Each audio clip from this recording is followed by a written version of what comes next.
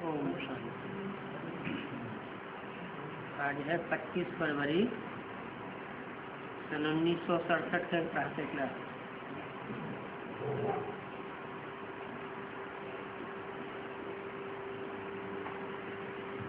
Society कह करके सेवा करने वाले बहुत होते हैं।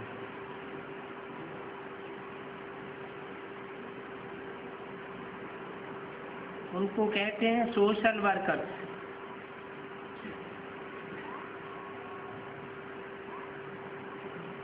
है तो वो जिस्मानी सेवा,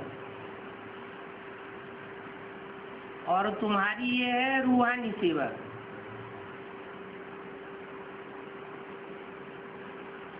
क्योंकि वो तो सोसाइटी अनेक प्रकार की होती है।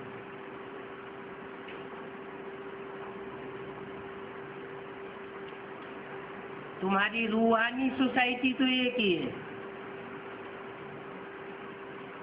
और इस सोसाइटी को बनाने वाला बाप है। ये रूहानी सेवा एक ही बार आकर के बाप सिखाते हैं, और 5000 वर्ष के ड्रामा में कोई भी आकर के रूहानी सेवा नहीं सिखाते।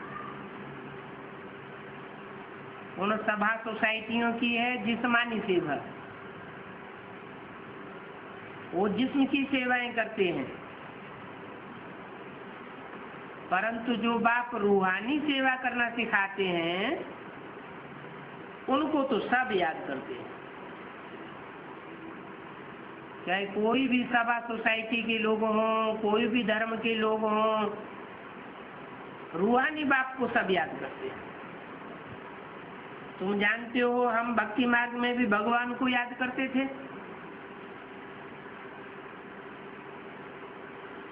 इससे सिद्ध होता है कि दो बाप हैं। भक्ति मार्ग में दोनों बाप होते हैं।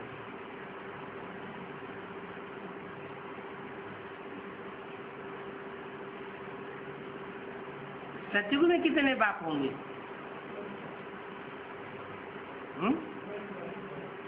सतयुग में रूहानी बाप का किसी को पता नहीं होता। धर्म पिताएं वहां होते ही नहीं कि इब्राहिम बुद्ध क्राइस्ट को कोई याद करे। तो वहां एक ही बाप होगा।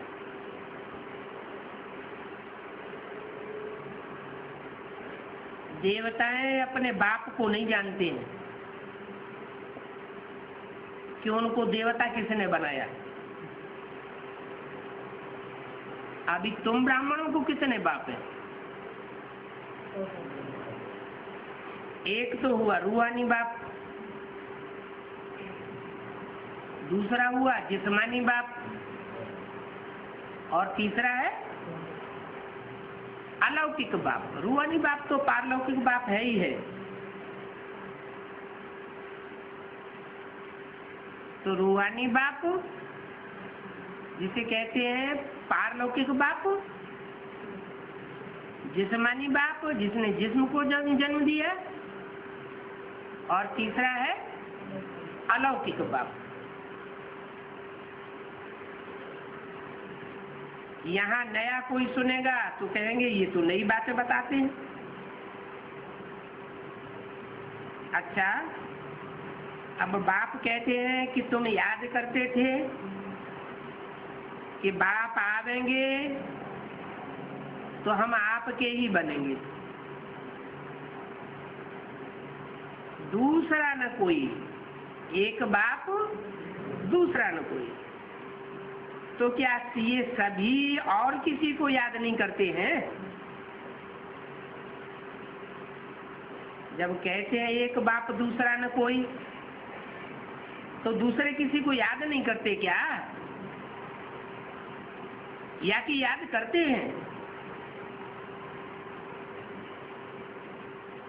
या कि जैसे कि नहीं करते हैं? याद को आते हैं। क्योंकि तुम बच्चे देखते हो जैसे कि नहीं देखते हो। औरों को देखते तो हो, लेकिन देखते हुए नहीं देखते हो, क्योंकि तुम जानते हो कि इस समय इन आंखों से जो भी देखते हो वो रहेगा या नहीं रहेगा? सब विनाश होने वाला है। इसलिए इन सबको देखते हुए भी नहीं देखते हो। विष्णुपुरी जो दिव्य दृष्टि से देखते हो उसकी स्थापना होनी है। तो इस पुरानी दुनिया में नष्ट मोह होकर के हमको रहना है, क्योंकि बुद्धि में ज्ञान बैठा हुआ है। अब ये दुनिया जाने वाली है, तो जो भस्म होने वाली दुनिया है उसमें बुद्धि क्या लगाना? नष्ट मोह एक होकर के रहना है, लव एक बाप में ही। बाकी तो ये समझ है कि ये कर्म बंधन खलास होने हैं, तो जिनको देखते हैं, जिनकी बातें सुनते हैं, जिनके साथ कर्म संबंध में आते हैं, वो हमारे पूर्व जन्म के हिसाब किताब के लिए हो रहे। बाकी ऐसा नहीं है कि हमारा कोई उनमें अटैचमेंट है। ये शरीर भी छोड़ देना है। देह के संबंध, देह के पदार्थ, इनमें से भी बुद्धि निकालनी है, लेकिन साथ साथ जो हमारा ये शरीर है इसमें से भी ममत्व हटा देना है। अशरीरी बनना है। और बाप तो यही मेहनत देते हैं, क्या कि देह और देह के साथ संबंधों से बुद्धि योग हटा देना है। जैसे लौकिक बाप को याद करते हो, वैसे ही अपने को आत्मा समझ पारलौकिक बाप को याद करो। ऐसे याद करो जो अंतकाल में भी उसी की याद रहे। कहते हैं अंतकाल जो स्त्री सुमिरे, तो अंतकाल में स्त्री क्यों याद आती? क्योंकि पुरुष को जीवन भर काम विकार की रग लगी रहती है, तो अंत में भी वही रूप याद आ जाता है। तो बाप कहते इस रीति से मेरे को याद करो कि अंत में मेरे सिवाय और कोई भी याद ना आवे।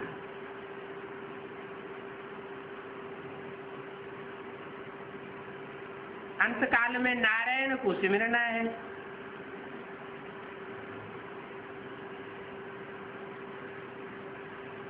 सिमरण की बात नहीं है, स्मृति में लाने की बात है। बाप को सिमरना है। ऐसे चिंतन में जो मरे तो 21 जन्मों के लिए स्वर्ग का राजा बने।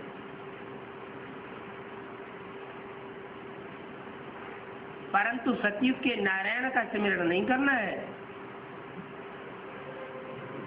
वो ऊंचे से ऊंचे नहीं है। ऊंची से ऊंची कौन है? जो नर से डायरेक्ट नारायण बनता है, उससे ऊंचा और कोई होता नहीं। कि नर से डायरेक्ट नारायण वही बनता है जिसमें सुप्रीम सोल बाप आकर प्रवेश करती है।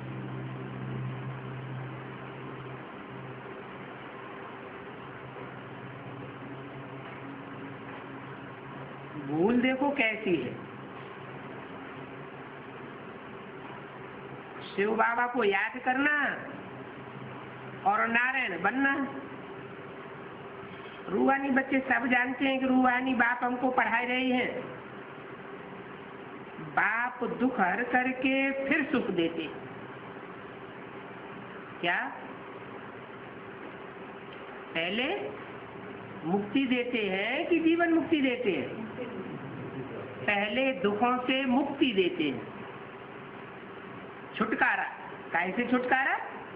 दुखों से छुटकारा। आदमी को सुख भी मिल रहा हो और दुख भी मिल रहा हो, एक हाथ आग में जल रहा हो और दूसरे हाथ में रसगुल्ला दे रहा हो, तो रसगुल्ला खाएगा या हाथ हटाएगा? ये जो दुख मिल रहा है ना, उससे छुटकारा पाना चाहिए। तो बाप भी पहले दुख से छुटकारा देते हैं, मुक्ति देते हैं। पहले मुक्ति, फिर बाद में जीवन मुक्ति। तो दुख हरता और सुख करता कहा जाता है। दुख हर करके फिर सुख देते हैं। तुम बच्चों को 84 जन्मों की कहानी बुद्धि में है।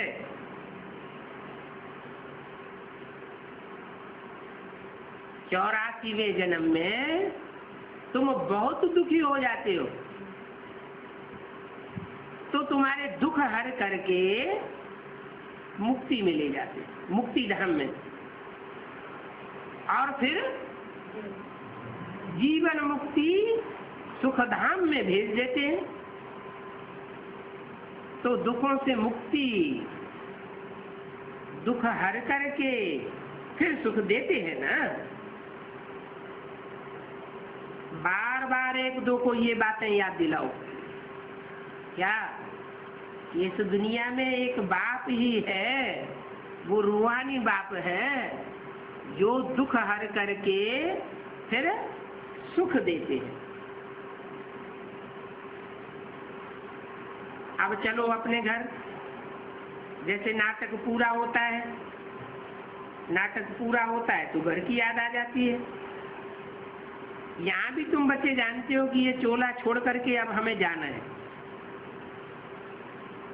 इस पुरानी दुनिया की कोई भी चीज से दिल नहीं लगानी है।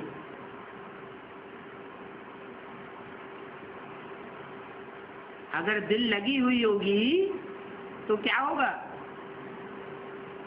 अंत समय में वो चीज याद आ जाएगी। ये दुनिया को नरक कहा जाता है। क्या? स्वर्ग नहीं कहा जाता है। क्या कहा जाता है? नरक। नरक, नर का, नर माना मनुष्य और का माने करने वाला। मनुष्य जो कुछ करता है वो नरक करता है। नर क्या करता है? नर माना मनुष्य, का माने करने वाला। मनुष्य नरक बनाता है। भूलों का पुतला है ना मनुष्य। मनुष्य सुधरता है तो स्वर्ग बनता है, सुधारने वाला है रूहानी बाप। लेकिन मनुष्य जो कुछ करता है वो नरक बनाता है। और नरक को नारायण बनाने वाला बाप वो हमको स्वस्थिति में ले जाता है। क्योंकि हमको तो पता ही नहीं है कि हम कौन हैं। कोई से पूछो तुम कौन हो तो कह देंगे मैं डॉक्टर हूँ, मास्टर हूँ, बूढ़ा हूँ, जवान हूँ, बच्चा हूँ। देह की बात बता देंगे। इसका मतलब नहीं जानते हैं ना। अरे देह तो विनाशी है। तुम अगर देह हो, डॉक्टर हो, तो जब पैदा हुए थे तब डॉक्टर थे? जब पैदा हुए थे तब बूढ़े थे? नहीं। ये तो शरीर के रूप बदलते हैं। तुम बदलने वाले नहीं हो, तुम हो आत्मा। तो ये पहचान कौन देता है? ये रूहों का बाप आकर के पहचान देता है कि तुम ज्योति बिंदु स्टार आत्मा, जिस आत्मा की रोशनी इन आंखों से निकल रही है। इसको कहते हैं स्व, अपना। स्व माने अपनापन जिसमें है। हर आदमी पहले अपनी आत्मा के लिए सब कुछ करता है। अपनी आत्मा से सबसे जास्ती प्यार होता है, फिर शरीर से प्यार होता है, फिर अपने बाप अथवा पति से प्यार होता है, तो स्व माने आत्मा और ग माना गया। कहाँ गया? स्व माने आत्मा, ग माने गया, माने स्व स्थिति में जो गया, जैसे कि स्वर्ग में गया। देवहानि की स्थिति में आते हैं तो मनुष्य आते हैं, वो मनुष्य नर नरक बनाते हैं और स्थिति बाप आकर बनाते हैं। बार बार प्रैक्टिस कराते हैं, अपन को आत्मा समझो और आत्माओं के बाप मुझ बाप को याद करो।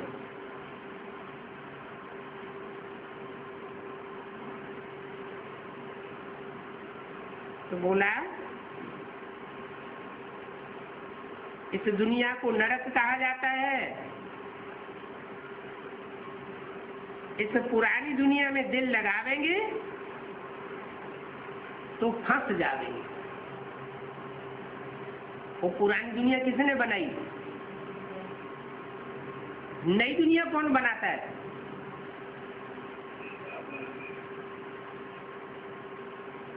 मनुष्य बनाते हैं पुरानी दुनिया, दुखदाई दुनिया, और भगवान बनाता है नई दुनिया।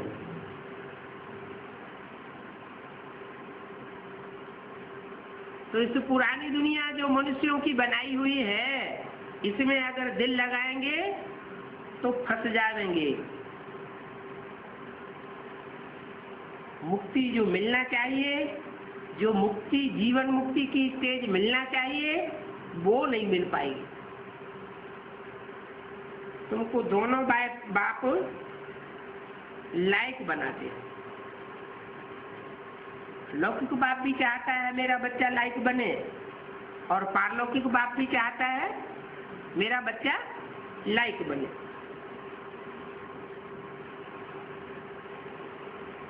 ससुराल घर ले जाने के लिए श्रृंगार करते हैं।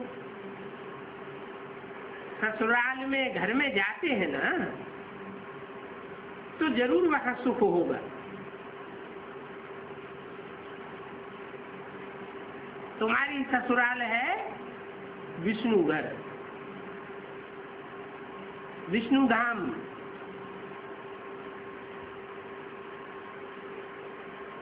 रावण राज्य में यहाँ सुख नहीं है।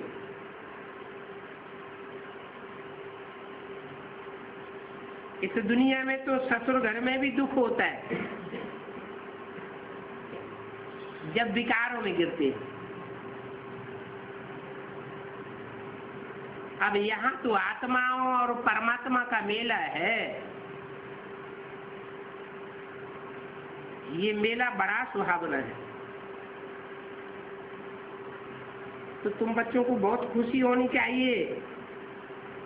हम अब जाते हैं बेहद के बाप के पास।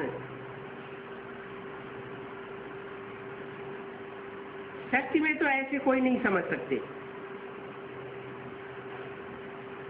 क्या कि हम बेहद के बाप के पास जाते हैं। तुम्हारी बुद्धि में आता है कि अब हमको कहाँ जाना है? बेहद के बाप के पास जाना है। जब ये मुरली चल रही थी सन 67 में, तो ब्रह्मा के तन में बाप नहीं बोल रहा था।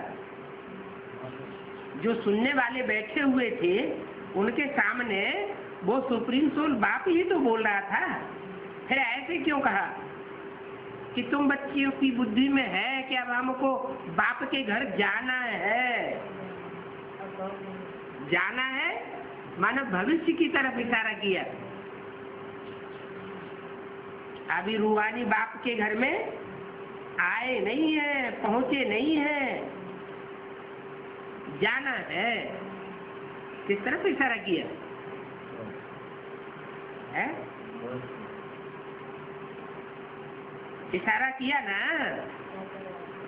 आबू अब्बा के घर की ओर इशारा किया कि बाप प्रैक्टिकल में बाप के रूप में संसार के सामने जब प्रत्यक्ष होगा तो ऐसा संगठन आत्माओं का बनाएगा जहां सब आत्म की स्थिति में स्थित होने वाली आत्माएं समूह में इकट्ठी होंगी, और वो स्थान होगा माउंट आबू। तब कहेंगे कि बच्चों ने परम धाम को इस सृष्टि पर उतार लिया। सबकी बुद्धि उस आत्मिक लोक में लगी हुई होगी।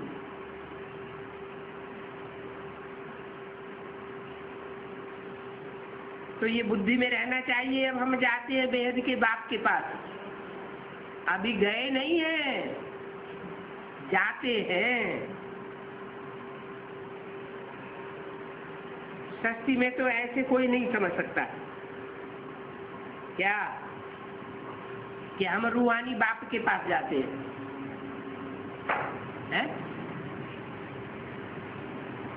कोई समझ सकता है? के उनकी बुद्धि में ये बात आती है कि हम रूहानी बाप के पास जाते हैं, उनकी बुद्धि में भी नहीं।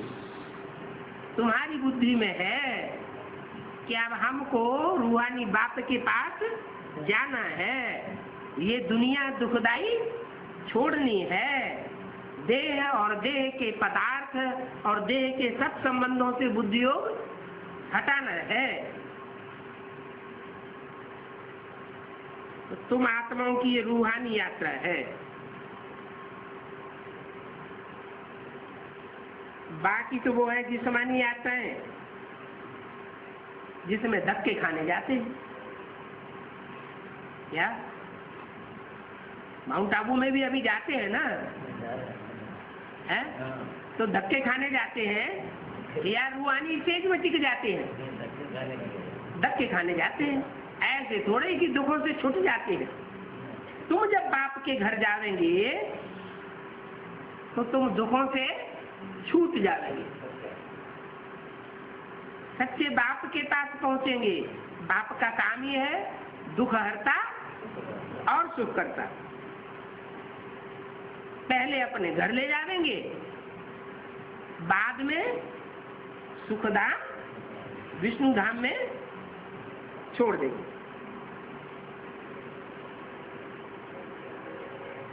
यात्रु ऐसे थोड़े ही समझते हैं कि हम वर्षा लेने जाते हैं सुख शांति का। उनकी बुद्धि में ये बात नहीं रहती कि हम यात्रा करने जाते हैं, तीर्थ धाम में जाते हैं तो हम सुख शांति का भगवान से वर्षा लेने जा रहे हैं। ये उनकी बुद्धि में नहीं रहता। लेकिन तुम्हारी रूहानी यात्रा ऐसी है जिसमें तुम समझते हो क्या कि अब हम बाप से सुख और शांति का वर्षा लेने के लिए जा रहे हैं। वो भक्त तो दर्शन करने जाते हैं, यात्रा पर जाते हैं तो वो भक्त सिर्फ दर्शन करने जाते हैं। बीके नाली में भी जो ब्राह्मण है अधूरे, वो सुख शांति का वर्षा लेने जाते हैं या सिर्फ दर्शन करने जाते हैं? वही ब्रह्मा की जड़ मूर्ति ट्रांसलाइट की बनी हुई रखी है, उसका दर्शन करने के लिए जाते हैं। लेकिन तुम्हारी बुद्धि में ये बात नहीं है कि हम जड़ मूर्ति का दर्शन करने जाएंगे। नहीं, हमें तो चैतन्य में प्रैक्टिकल में परमात्मा बाप रूहानियत की स्टेज वाले संगठन के बीच में मिलना है। हम परमधामी स्टेज का अनुभव करेंगे, निसंकल्पी स्टेज का अनुभव करेंगे। अभी तो इस दुनिया में ऐसी निसंकल्पी स्टेज नहीं बन सकती। क्यों नहीं बन सकती? इस दुनिया में क्यों नहीं बन सकती?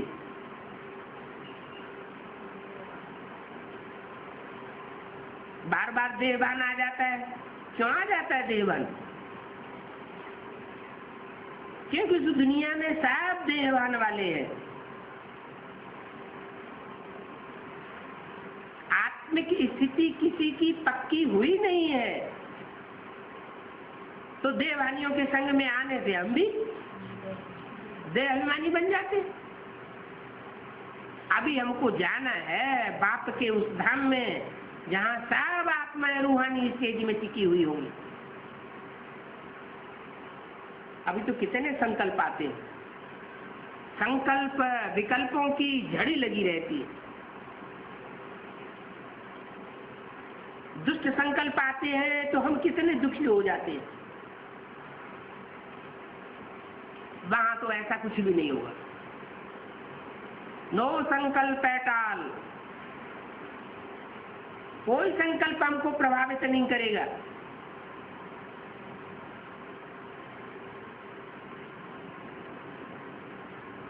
तो तुम जानते हो कि तुमको अब वर्षा पाना है बाप से, नई दुनिया की राजाई का वर्षा पाना है। पहले शांति का वर्षा पावेंगे, फिर सुखधाम नई दुनिया का वर्षा पावेंगे। वहां जाने के लिए पावन जरूर बनना है। अभी हम पावन हैं या पतित हैं? अभी हमारी मन बुद्धि भी नीचे गड्ढे में जाती है। तन भी शक्ति से क्षीण होता है, तन की शक्ति भी क्षीण होती है, मन की शक्ति भी बिखरती है। और जब तन और मन बिखरता है तो धन भी, दवा दारू में पैसा खर्च करना ही पड़ता है। तो अभी हमारी शक्तियां सब क्षीण हो रही हैं।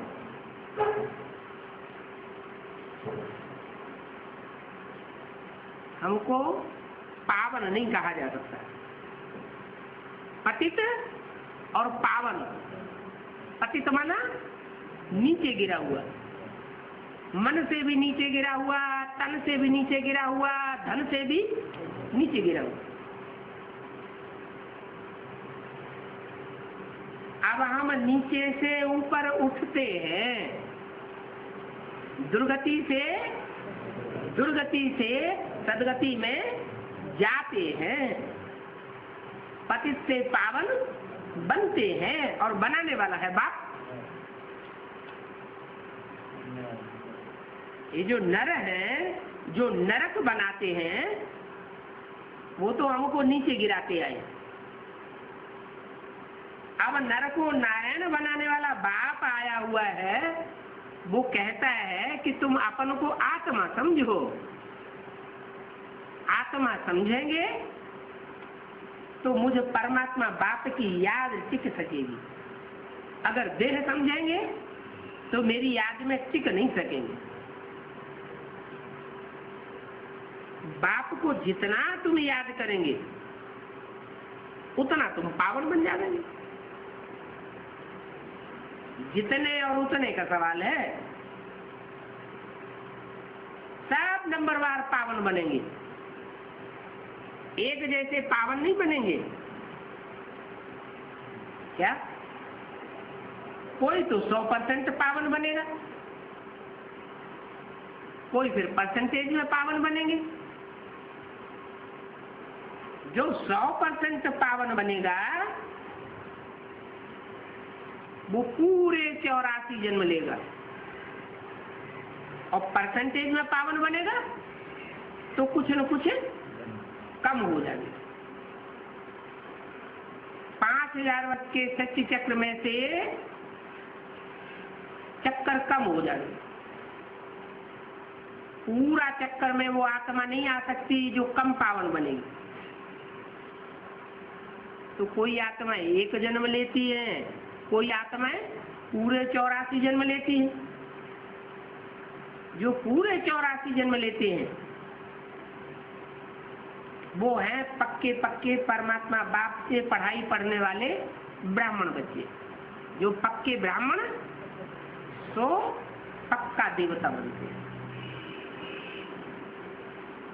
तो ऐसे बाप को याद करने से तुम पावन बन जाएंगे। कैसे बाप को याद करने से? ज्योति बिंदु बाप, जो इस सृष्टि पर सिर्फ संगम युग में आता है, 84 जन्म लेता ही नहीं, 5000 वर्ष के चक्कर में ऊपर ही बैठता रहता है उसको याद करने से नहीं। वो सुप्रीम सोल प्लस साकार बाप, इस मनुष्य सृष्टि का जो साकार बाप है, जिसको शरीर छोड़ते हुए कोई देखता ही नहीं। अपनी भक्ति मार्ग में भी मानते हैं क्या कि एक देवता ऐसा है जिसको किसी ने जन्म और मृत्यु में जाते देखा ही नहीं। वो कौन सा देवता है? कहते हैं शंकर, महादेव। उनको न किसी ने जन्म लेते हुए देखा और न मृत्यु को पाते हुए देखा। तो जब सारी सृष्टि में विनाश होगा तो सबको मरते हुए, शरीर छोड़ते हुए देखेंगे, लेकिन उसको कोई शरीर छोड़ते हुए देखेगा ही नहीं। माना पूरे 5000 वर्ष में वो ऑलराउंड पार्ट बजाने वाली आत्मा है। ऐसे ऑलराउंड पार्टधारी, हीरो पार्टधारी में सुप्रीम सोल बाप शिव प्रवेश करते हैं और कहते हैं मुझ बाप को याद करो, जो साकार में निराकार बाप आया हुआ।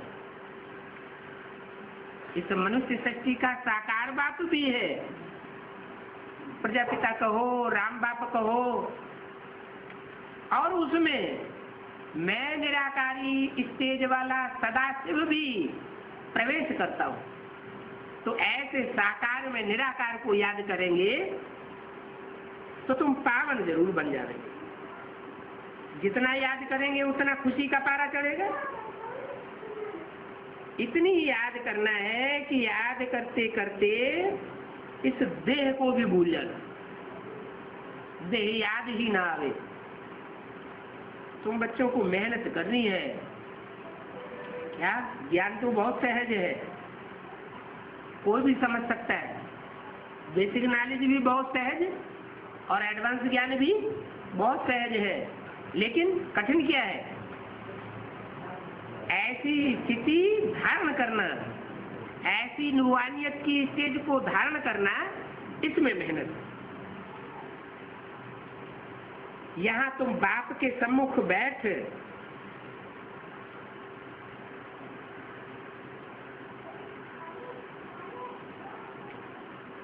समझ जाते हो, दूसरों को भी समझाते हो कि पावन बनने के लिए एक ही याद है। जो रास्ता बताते हैं उनका शुक्रिया माना जाता है।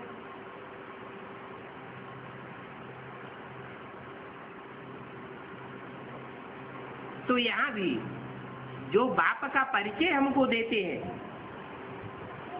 अच्छी रीति बताते हैं, बाप से वर्षा पाने का रास्ता बताते हैं, तो उनको शुक्रिया किया जाता है। बच्चे जानते हैं कल्प कल्प हम बाप से वर्षा पाते हैं। जिन्होंने भक्ति जास्ती की होगी, क्या भगवान बाप आता तो है, पढ़ाई तो पढ़ाता है, लेकिन कोई अच्छी पढ़ाई पढ़ते हैं, कोई पढ़ाई अच्छी नहीं पढ़ते। क्लास में स्टूडेंट्स होते हैं, कोई डल हेडेड होते हैं, अच्छी पढ़ाई नहीं पढ़ते, फेल हो जाते हैं, और कोई बहुत अच्छी पढ़ाई पढ़ते हैं। ऐसे क्यों होता है?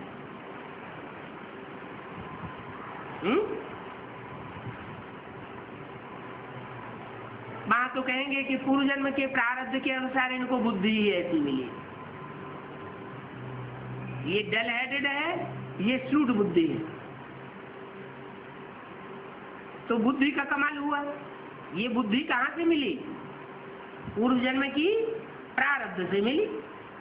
यहाँ बात कहते हैं जिन्होंने जास्ती भक्ति की होगी 63 जन्मों में, वो जास्ती ज्ञान उठा गए। जिन्होंने सतो प्रधान भक्ति की होगी वो सतो प्रधान ज्ञान उठा देंगे। जिन्होंने तमो प्रधान भक्ति की होगी वो तमो प्रधान विविचारी ज्ञान उठा देंगे। जिन्होंने एक की भक्ति की होगी वो एक से ज्ञान सुनेंगे,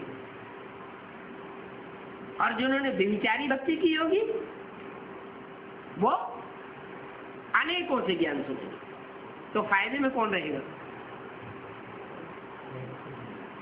एक से ज्ञान सुनने वाला फायदे में रहेगा या अनेकों से ज्ञान सुनने वाला फायदे में रहेगा? हिंदुओं की क्या हालत हुई?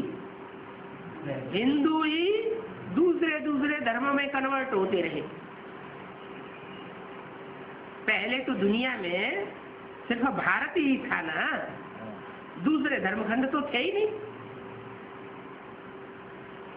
जैसे अमेरिका 500 साल पहले था ही नहीं, ऑस्ट्रेलिया 300 साल पहले थी ही नहीं, ऐसे ही और धर्मखंड पहले थे ही नहीं, धर्म ही नहीं थे, धर्म पिताएं ही नहीं आए थे, तो और धर्म कहां से आ जाएंगे? उनके फॉलोअर्स आने का सवाल ही नहीं। तो सिर्फ भारत में देवता धर्म था, सनातन धर्म जिसे कहा जाता है। वो देवता धर्म के लोग बाद में अपन को हिंदू कहने लगे। वो हिंदू दूसरे दूसरे धर्मों में कन्वर्ट होते गए। कोई इस्लाम धर्म में गए, कोई क्रिश्चियन धर्म में गए, कोई बौद्ध धर्म में गए। तो हिंदू धर्म है तो सबसे पुराना, लेकिन जनसंख्या थोड़ी रह गई। क्यों रह गई थोड़ी? पॉपुलेशन हिंदुओं की कम क्यों हो गई? क्योंकि दूसरे दूसरे धर्मों में कन्वर्ट होते गए, भारतवासियों को धोखा देते गए और दूसरे दूसरे धर्म पिताओं को अपना बाप बना लिया। तो यहाँ होती है शूटिंग। जब भगवान बाप आते हैं तो वो डायरेक्टर बन करके शूटिंग कराते हैं। इस शूटिंग में पता लग जाता है कि जो अनेकों का ज्ञान सुनते हैं तो सब कन्वर्ट होने वाले। यहाँ ब्राह्मणों में भी ऐसे है, कोई आदि से लेकर के अंत तक एक बाप से ही सुनेंगे, और कोई ऐसे होंगे एक बाप से नहीं सुनेंगे, औरों से भी सुनते रहेंगे। औरों की सुनेंगे तो व्यभिचारी ज्ञान हो जाएगा, व्यभिचारी ज्ञान होगा तो दूसरे धर्म में कन्वर्ट हो जाएंगे। तो बताया कि जिन्होंने जाति भक्ति की होगी वो जाति ज्ञान उठावेंगे, जिन्होंने सत्व प्रधान भक्ति की होगी वो सत्व प्रधान ज्ञान उठावेंगे, जिन्होंने व्यभिचारी भक्ति की होगी वे ज्ञान भी व्यभिचारी उठावेंगे। बाप को याद करेंगे तो ऊंच पद पावेंगे। जितना याद करेंगे उतना ही समझा जाएगा इसने भक्ति जाति की है, इसलिए बाप की याद आती है। कोई को बाप की याद आती है और कोई कहते हैं हमको बाबा याद ही नहीं आता, हमें बाबा का चेहरा ही भूल जाता है, हम बिंदी को कैसे याद करें? समस्या खड़ी रहती है। तो ऐसा क्यों होता है? हैं? ऐसा क्यों होता है कि कोई को ज्यादा याद आती है और कोई की बहुत कम याद आती है? जिन्होंने जास्ती भक्ति की है उनको जास्ती याद आता है, और जिन्होंने कम भक्ति की है उनको कम याद आता है। जल्दी कर्मातीत अवस्था को पावेंगे तो समझा जाएगा कि इन्होंने बहुत तीखी भक्ति की है। भक्ति में भी एक तीखे भक्त होकर के रहे और अव्यभिचारी भक्त होकर के रहे, एक की भक्ति की है। तो अपनी नमज अपने आप देख सकते हैं। जितना याद करेंगे उतनी खुशी होगी। याद करना कोई तकलीफ की बात नहीं है। हठ योग तो तकलीफ की बात होती है। शीर्षासन लगा के खड़े हो जाते हैं, कुंभक लगाते हैं, श्वास रोक लेते हैं, आसन लगाते हैं, प्राणायाम चढ़ाते हैं, कितनी तकलीफ होती है। यहाँ तो बाप की याद में कोई तकलीफ नहीं है। फिर याद आती क्यों नहीं है? कोई कोई कहते हैं हमें याद भूल जाती है, बार बार याद भूल जाती है। क्यों भूल जाती है?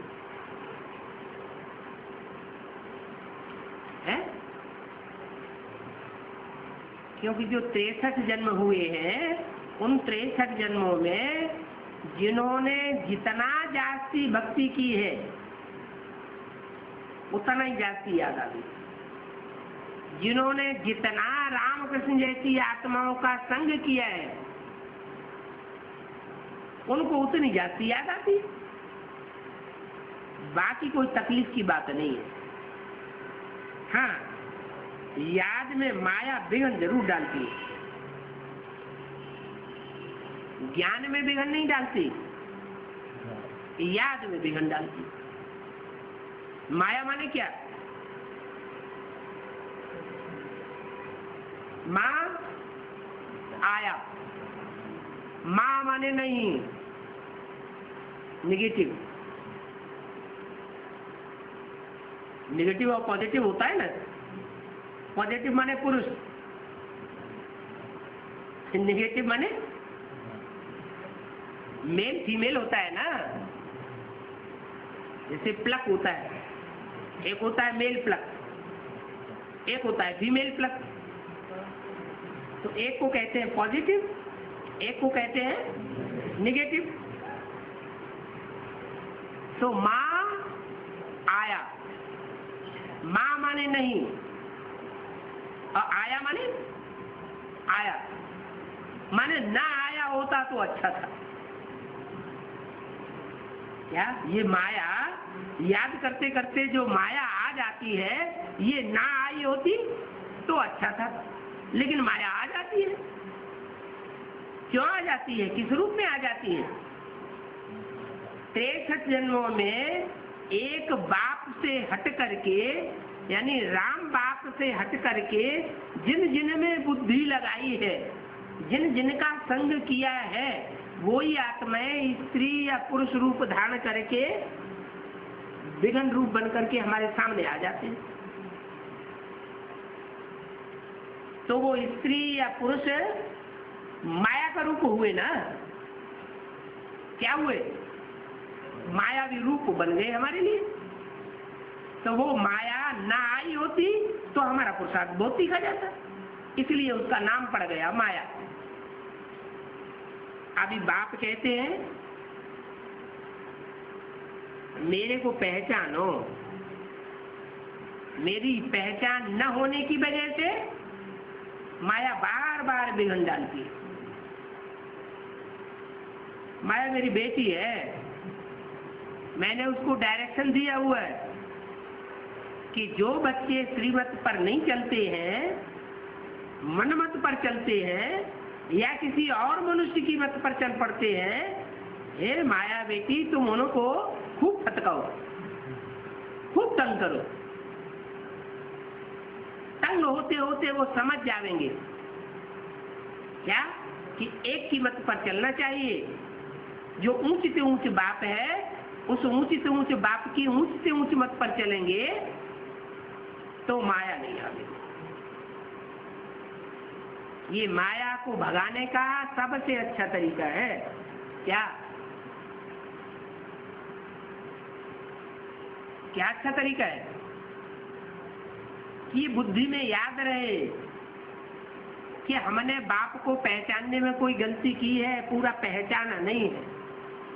बाप तो कहते हैं जो मेरे साथ रहने वाले हैं वो भी मेरे को पूरा नहीं पहचानते। साथ रहने वालों को तो पूरा पहचानना चाहिए ना, लेकिन वो भी नहीं पहचानते। इससे क्या मतलब, क्या फायदा, क्या निकलता है कि जो साथ रहने वाले हैं उन्होंने भी बाप की पहचान माना ज्ञान, जानकारी, पूरी जानकारी नहीं उठाई। मैं जो हूं, जैसा हूं, जिस रूप में पार्ट बजाए रहा हूं, उस स्वरूप को ज्यों का त्यों पहचाना नहीं। अच्छा, ओम शांति।